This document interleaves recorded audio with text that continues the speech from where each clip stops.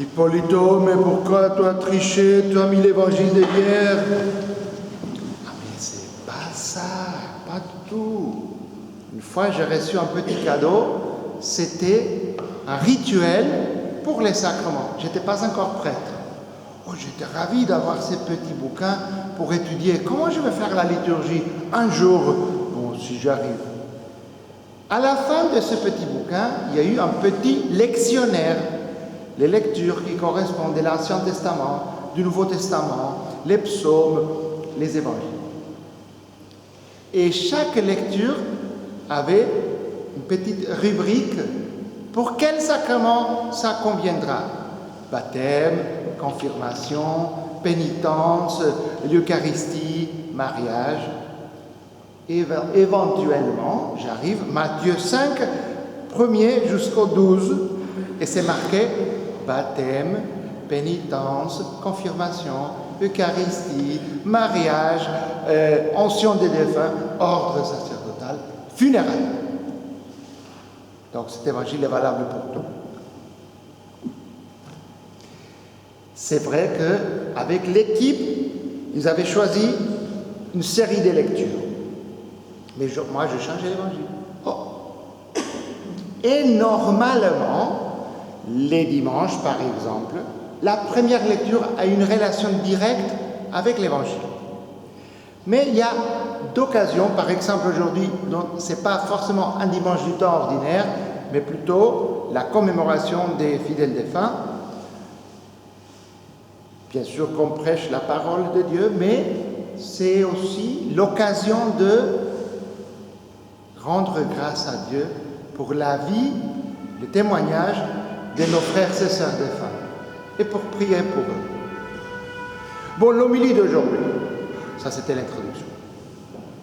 Hier, nous avons célébré tous les saints.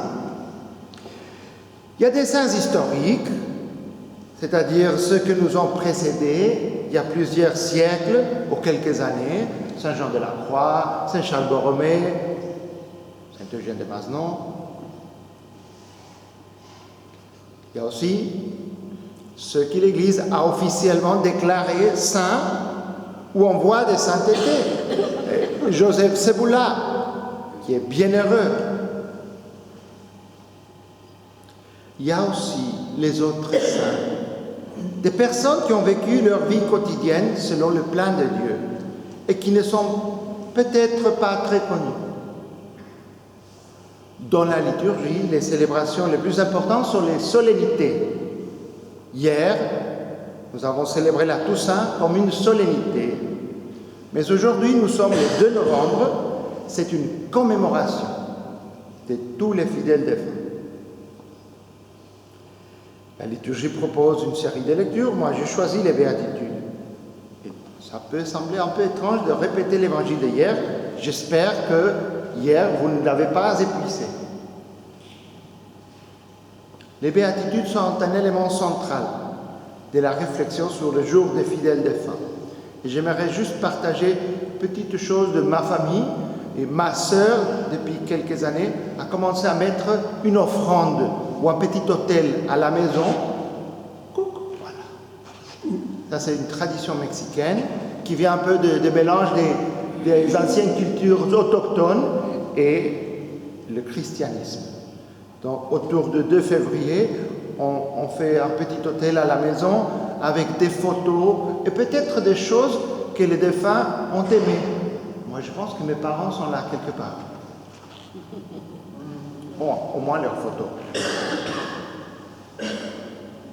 Le pape François a souligné que ces béatitudes, telles que la douceur, la pauvreté d'esprit, la justice, la miséricorde et la pureté du cœur, sont les lumières qui nous accompagnent pour ne pas nous écarter de notre chemin vers Dieu. Dans son homélie du 2 novembre 2018, le Saint-Père a expliqué qu'entre le souvenir du passé et l'espoir de l'avenir se trouve la dimension du présent, qui est le chemin que nous devons parcourir, et que ce chemin est éclairé par les béatitudes enseignés par Jésus dans l'Évangile. Ces enseignements offrent non seulement une orientation morale, mais renforcent également la foi et l'espérance en la vie éternelle, en particulier dans le contexte de la commémoration des défunts. Et chaque béatitude nous rappelle que ceux que le monde considère comme affligés ou défavorisés sont en réalité bénis par la présence du royaume des cieux. Il faut s'habituer à voir les choses avec les yeux de Dieu. Nous, les Oblats, nous nous efforçons de regarder la réalité sous cette perspective. C'est ce qui exprime notre Constitution 4. À travers le regard du Sauveur crucifié, nous voyons le monde racheté de son sang, dans le désir que les hommes, en qui se poursuit sa passion, connaissent eux aussi la puissance de sa résurrection. Donc, ces béatitudes que nous avons entendues à maintes reprises sont comme un programme qui peut nous aider à vivre en essayant de ressentir la grâce de Dieu dans notre vie, qui se manifeste déjà chez ceux qui reconnaissent leurs besoins spirituels, vivent avec humilité, recherchent la justice et la paix et supportent la persécution à cause de leur foi. Leur objectif principal est de révéler la nature du royaume de Dieu et de guider les disciples vers le développement d'une manière d'être qui reflète Dieu. Parfois, je prends les méthodes de James. 1, 2, 3. Maintenant, je prends la méthode de Asoto. Conclusion. Les béatitudes ne sont pas un examen que le Seigneur nous fait passer pour que nous le réussissions et dont nous pouvons oublier le contenu une fois que nous l'avons réussi. Elles sont plutôt comme un miroir devant lequel nous nous plaçons chaque jour pour voir comment notre vie s'y reflète, comment elle se réalise dans notre cheminement quotidien. Et devant ce miroir, nous nous reconnaissons, nous nous stimulons, nous croyons en elle et nous demandons au Seigneur de faire de nous des bienheureux. Dans ce programme de sainteté ecclésiale, les béatitudes, même si je pense me reconnaître que dans certaines d'entre elles, ne me reconnaître que dans certaines d'elles, je ne peux oublier que je suis croyant dans une communauté. Et là où ma petitesse, mon péché m'empêche d'atteindre mon but, je suis croyante avec les autres.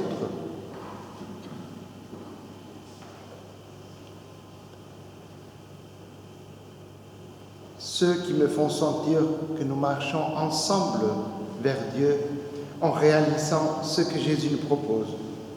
Et là où ils faiblissent, moi je les soutiens aussi. Nous sommes la communauté des saints de Dieu, de ceux qui appartiennent au royaume de Dieu. Bon, je vous laisse des devoirs comme à l'école. 2, mais c'est si vous voulez. Pensez à vos défunts, aujourd'hui ou bien pendant la semaine, dans la perspective des béatitudes. Peut-être rédiger vos propres béatitudes en pensant à tel ou tel de nos défunts. Béni sois-tu un tel, car... c'est le devoir, c'est pas moi qui va le faire. 2. Il me semble qu'aujourd'hui, l'Évangile nous propose un café avec Jésus. En plus, la météo. Qu'est-ce que ça veut dire? Bon, un moment seul à seul pour dialoguer avec lui sur chaque béatitude. À ce moment-là, nous pourrions lui demander de nous révéler le mystère d'amour, de vie et de plénitude qu'il a caché dans chacune d'elles. Jésus, tu nous appelles à être avec toi et tu nous appelles à te suivre, à être dans le monde d'une certaine manière. Tu nous proposes un programme de vie qui n'était pas étranger, car dans cette petite autobiographie que tu nous fais de toi-même, nous trouvons le chemin qui nous conduit au royaume de Dieu. Aide-nous à nous approcher des béatitudes comme d'une carte où nous pouvons te reconnaître et encourage-nous à parcourir le chemin que tu as tracé.